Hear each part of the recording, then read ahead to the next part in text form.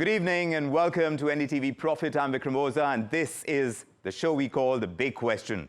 The government reportedly considering a major shift in India's banking policy. It is a shift that could open the doors to much greater foreign participation in state-run banks. And according to media reports, the government is weighing this proposal to raise the foreign direct investment, the FDI cap in public sector banks from the current 20% to as high as 49%.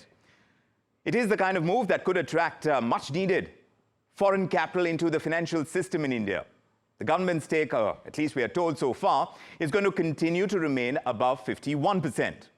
But this policy tweak, that could be a significant step to modernize the PSU banking ecosystem, perhaps bring it closer to private sector norms where FDI is already allowed up to 74%. So the proposal is being seen as part of this broader reform push to strengthen India's banking sector. Of course, the idea is to boost credit flow, also to draw in global investors, and all of this happening at a time when there is this renewed foreign interest in India's financial story, and we've seen those stories unfold in the recent past, like we've reported. So the big question tonight is this: what is the possibility that foreign capital is going to make its way into India's public sector banks? And once that happens, will it make India's banking sector, the public banking sector, that much more competitive? We're going to discuss this with a great panel joining us on the show today, and they belong to a part of India's financial landscape. The General Secretary of the All India Bank Association, Mr. Venkatachalam, is with us, along with the former Executive Director of RBI, Dr. Dipali Pant Joshi. She's a thought leader in her own right. And we also have Karan Gupta, Director and Head of Financial Institutions at India Ratings and Research, joining us on this discussion. Great to have you all with us. Let me ask you, Mr. Karan Gupta, in terms of what you've heard so far, and of course this is all source-based information, but it is going to, the hope is that this will radically change the way the public banking system has worked so far. What do you think is driving it, at this stage at least? What do you think is driving the government's rationale to bring in more FDI in public sector units? Good evening, and thanks for the question. This, if you have to look at it, is in a series of steps that the government has taken over the years to improve the public sector banking ecosystem. If you think about it, the last round of amalgamations, where a large number of public sector banks got amalgamated into stronger and limited number of public sector banks now. Along with that, you also have the announcement on the privatization of a couple of public sector banks, and IDBI as well, which is on its way to get privatized. So all of these banks, and with the stated intent that over the next few years, the government plans or targets to have few number of large and stronger public sector banks. This could be a step in that very direction. So one is, of course, this is going to make a big push towards the kind of levels that we've seen the private sector banks. Now, if that has to change, we're going to see the government's push towards this FDI attraction that much more effective. Let's bring in NDTV Profit's banking editor and Mumbai Bureau Chief Vishwanath Nair as well to decode this rationale behind this likely move. Vishwanath, you tell us, why does the government want to boost foreign capital in PSU banks right now? What have you picked up from sources about the rationale behind this likely move? The government seems to be of the view that a review of the FDI cap on public sector banks would be essential. Of course, this is part of what sources are telling us, that a proposal has been circulated amongst the highest officers of the government, and a discussion is ongoing whether the FDI cap on public sector banks should need to be raised from 20% currently to 49%. This is, of course, keeping in mind that the government will continue to hold the majority stake, that is at least 51% in a public sector bank in India. Now, according to what sources are telling NDTV Profit, this entire conversation is taking place under the ambit of growing banks rapidly and making more large and highly competitive banks in India compared to where they are on a global scale.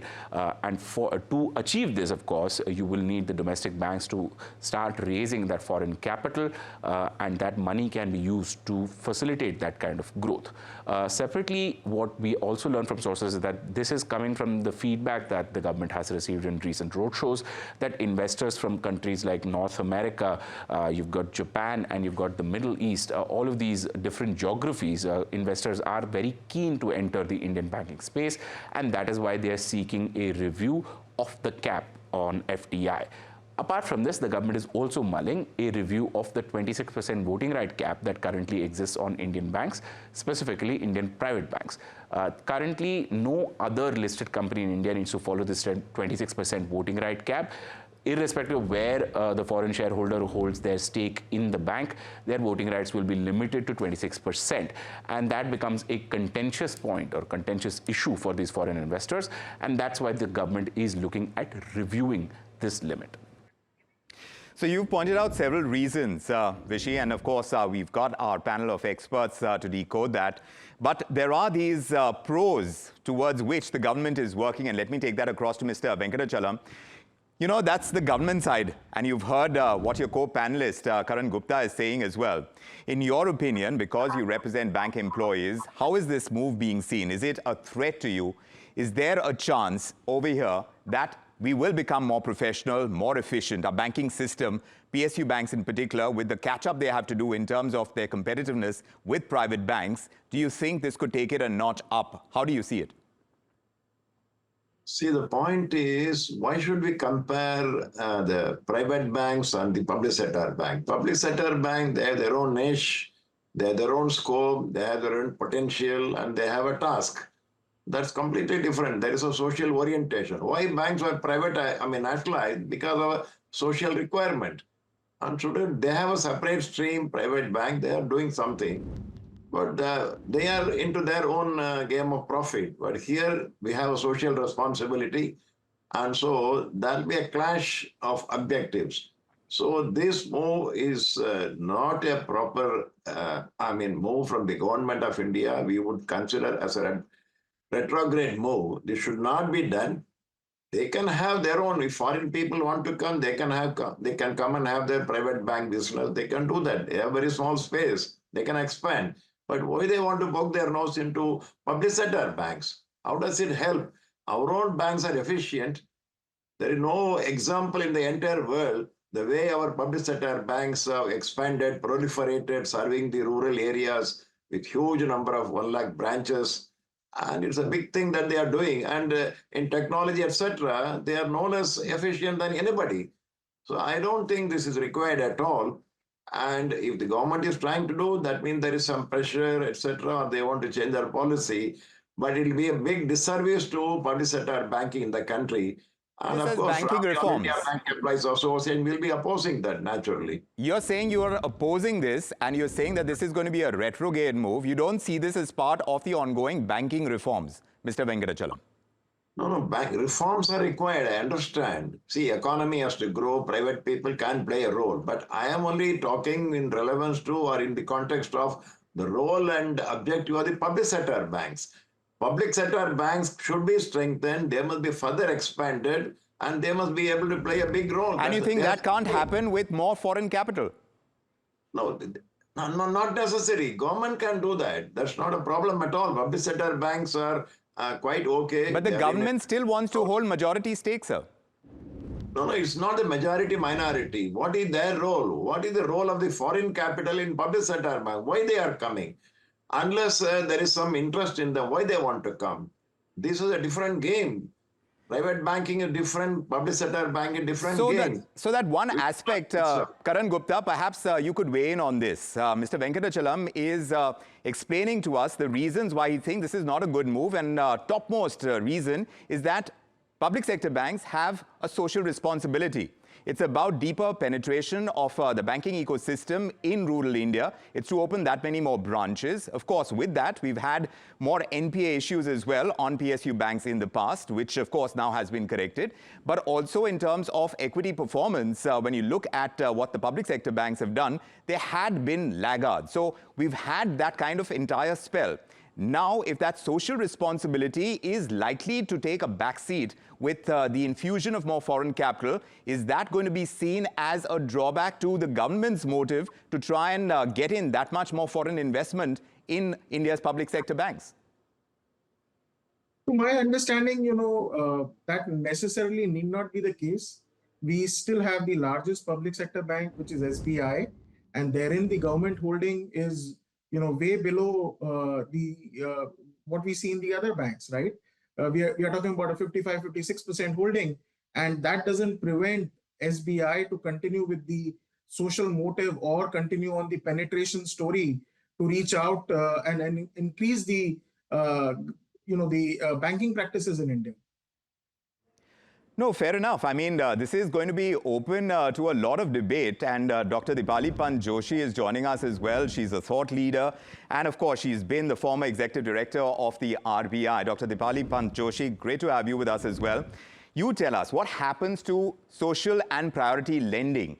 Could foreign investors push banks to focus only on profits? Is that going to change the entire dynamic, the entire model, the business model of public sector banks? Well, let me first give you a quick SWOT analysis. Sure. Let's take the word etc. first. First, of course, there will be greater efficiency. Then there will be better technology, and C stands for better corporate governance. So this is a strength, because when you have capital, you are able, and that's the opportunity also, you are able to build mainframe technology, use AI more efficiently, compete in the digital world. Now we come to the weakness of the proposal. The weakness of the proposal is that when you are linked to an entity which is unknown, larger than yourself, you cannot calibrate it to your needs. You very rightly asked me whether priority sector lending will be affected. Well, I have an apprehension that it certainly might be. But the might I say because unlike the general supposition that it is poor lending, priority sector lending is a huge market, and microfinance also is a huge market.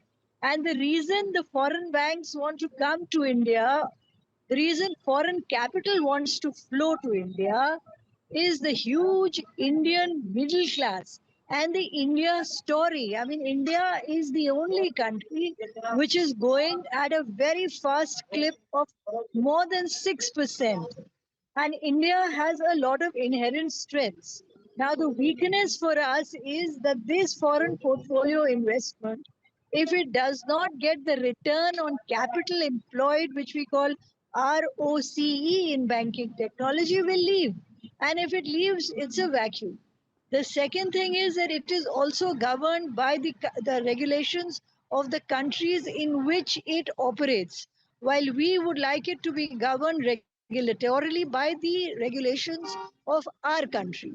I will give you a very simple example. If the Federal Reserve tomorrow raises the interest rates, and if the Reserve Bank of India, in its formulation of monetary policy, does not find a need to raise the interest rates, there is a situation of conflict emerging. So you have to then deal with market volatility, and there will be a lot of compliance pressure. You see, digital transformation, IT will lead to better products, but the domestic banks may face struggles in trying to cope with the change in the norms, the change in their own productivity norms. There will be a culture shift. And then, of course, we are talking about financial inclusion. So, what happens to the poorer segment? I mean, India is a huge, very, very attractive market. But even in microfinance, we have caps on interest rates, on priority lending also. While we don't have caps, we still don't want very high interest rates. Right. So then it will be a problem. And that we will have to cope with as we go along. But right now, the low-hanging fruit is very attractive, because if we get a lot of money in, we have How leverage important is to that? bring the How important is bring that? the That's indeed that is very something, important. yes, at this time, we're Very, talking very about, important, yes, because you upscale, you get the best practices, best in class practices from across the world. And you don't have to worry about the money But don't which we you already need. have that in private banks? No, we don't have it to the extent that the world has it. You know, we have the best payment systems in the world, but we need, it's something which is ongoing, which gets, there is a lot of obsolescence in digital infrastructure. So the money is something which is welcome, but it comes with strings attached. Right. So the thing is to understand the strings, understand the risks, and then go forward positively to manage those risks. Let me, And also, you see, yes, yeah, come, put you. yes, I will come back Yes. to you, Dr. Panjoshi. Mr. Purvar is also waiting to speak to us, the former chairman of SBI. Mr. Purvar, great to have you with us as well. Perhaps you heard what Dr. Panjoshi had to say. In terms of the need for recapitalization of public sector banks, how crucial is it, sir, in your opinion? We seem to have lost connection over there, but that is the exact point that we are looking at. Today, Karan Gupta, PSU bank stocks have reacted positively to the news. How do you see the markets reacting if this policy actually comes through? Are you seeing PSU bank stocks getting re-rated upwards? Because you're talking about a positive sentiment building over here. You're talking about a government that is going to reduce its stake in public sector banks. Is that going to be seen by the markets as such? And is there a re-rating on the cards if that actually goes through? You know, while I'm no market expert as such on the equity side, but over the years, the kind of performance that public sector banks have put up, and with this measure of allowing more foreign participation for the banks, this would be a welcome step, for the banks going ahead. So you think this is going to be a positive step in general? And today, of course, we've seen these banks move up in terms of the market reaction. But going ahead from here, Mr. Venkatachalam, you think this shift could impact lending to small businesses and farmers, which is also primarily the kind of business model that PSU banks have had? Or do you think this is dynamically going to change? If you were to look at it more objectively, Mr. Venkatachalam, do you think that entire business model is likely to change with infusion of foreign capital in public sector banks? Yeah, you are right. That's definitely going to change because foreign banks and foreign capital, their requirement will be different. They'll be on corporate lending or maybe middle class retail lending. But public sector bank main thing is focus is agriculture, employment generation, poverty reduction, social lending, infrastructure. So this will not be their priority. So there'll be clash. And that too, if 49% capital will come with more voting right, they will be in the board also. So there'll be clash of interest. It is absolutely undesirable, not advisable at all. The lending will change, not for the better, but to the detriment of Indian requirement. We need further penetration into the rural market and also to develop our economy on a sustainable basis. So that will not happen if foreign capital will come. Their requirements is completely different. If they want to bring in capital to India, there are other sector, manufacturing sector, they can bring. Why they want to come to financial sector, that too in public sector banking? It's absolutely ill-advised. I think we should not go for it. Yes, yes, and you do keep reiterating that point. Mr. Gupta, from, we've seen kind of Emirates NBD as a bank that is looking at an increased exposure to India's financial landscape. We've seen other banks like into Yes Bank as well. So it is coming at a time when there is this increased interest in India's financial landscape for what it could deliver when investments are made, when foreign capital is invested in the banking sector. In that light, is this that momentum that the government is trying to kind of ride on, that crest? They want to be able to use this time and opportunity that others are seeing in the banking sector. Do you think that's the key driver? Where exactly is this interest that the government has in drawing in more investments from foreign capital into public sector banks coming from? So I think the objective is twofold. One is, the government has always said that they would like to create stronger financial institutions and few stronger banks in India going ahead. And in that light, they've been trying to bring down the stake in various public sector banks to 75% already. Now, with that as the background, if this was to be done at a time when the public sector banks have shown a big turnaround in terms of financial performance, then, with the interest that globally is emanating for the banking sector in India, given that it's going to be a growth market, the timing could be, well in line with that. If the government stake drops over time, do you think PSU banks are going to lose their sovereign comfort that they've enjoyed for a very long time? Do you think that's likely to happen, and then they could face rating downgrades as well? From a rating approach perspective for public sector banks, the way we look at it, it is a systemic importance-driven approach, where amongst various factors, which includes the likes of their market share of advances, market share of deposits, their market share in terms of the branch network that they have, or the kind of SLBCs that they head, one of the factors is government ownership level. So if by itself that was to drop, but the government of India still remains the dominant shareholder, then we do not see a big change to the ratings as such. In that sense, how do private banks really compare when it comes to the ratings picture? The scenario that we have right now, private banks vis-a-vis public sector banks. What's the status, and how is that likely to change if fresh capital, foreign capital, comes into public sector banks? Currently, as we speak, most of the private sector banks would be driven by a standalone approach, which means it is largely to do with the kind of franchise that they have, the kind of financial performance that they report on an ongoing basis, and versus what I have already mentioned for the public sector banks, where it's a systemic importance-driven approach. Going ahead, with an expected decline in the government ownership and foreign ownership increasing, but if the government still remains the dominant shareholder, the systemic importance framework would not change with just change in one factor.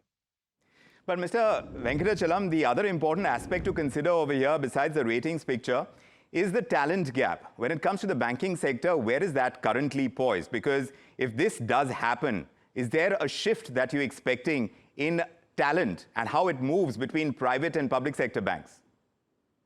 See, as of now, especially in the new generation private banks, the whole, the people have gone from public sector banks only. So it is not that they are special experts. All that they have taken are only from our banks only. Our own people have gone there. So I don't think that their private bank people are much expertise having all these things, and public sector banks do not do well there. And see, Mr. Purwar is here in that. He has been heading one of the biggest bank in the world. So he has done it very well there. So I don't think it is a big issue. And in fact, if they will come with some other orientation if they come from outside. Otherwise, our public sector bank staff, officers, manager, executives, they are well equipped to run the bank properly. I don't think this is going to solve that problem. In fact, we are only supplying people to private banks. So that's not a big issue. Mr. Gupta, what do you say about, because SBI has come up time and again as a good example, a strong example of how PSU banks can do well, perform well, and have a global presence. When you talk about the pecking order for the public sector banks that might draw interest from foreign capital at this stage, how does that pecking order look? How attractive are they at this stage? What would someone sitting outside of India consider when they have to park money in a public sector bank in India today? So, you're absolutely right. In that sense, SBI leads the way in terms of, how things should be done. And there are more banks which follow through. If you look at a Bank of Baroda as well, that's another very efficiently run bank. And then there are a host of others. All of those would be in contention from a foreign ownership perspective going ahead. Well, you've heard it. Is this the big reform push that India's banking sector needs right now? Foreign capital can bring in new energy. It could bring in new discipline. It could make us globally competitive too, but it's only meaningful when it comes with genuine freedom and it comes with accountability. I want to thank our guests for joining us this evening, Dr. Dipali Pant Joshi, And of course, Mr. Venkatachalam, Mr. Karan Gupta, thank you for joining us on The Big Question tonight. And thank you to all our viewers as well for making the time and joining us on this discussion. Of course, it's at a very nascent stage. The government is only considering this, and this is source-based information. But of course, we will likely see more banking reforms that push coming through. And when it comes into the PSU banking system, it's going to have that much more interest. Whether it's going to have the interest of capital, foreign capital, that is something that is going to be a moot point. The markets will be watching it, and so will we. I'm Vikram Oza from me and the team on The Big Question. Thanks for joining us on NDTV Profit.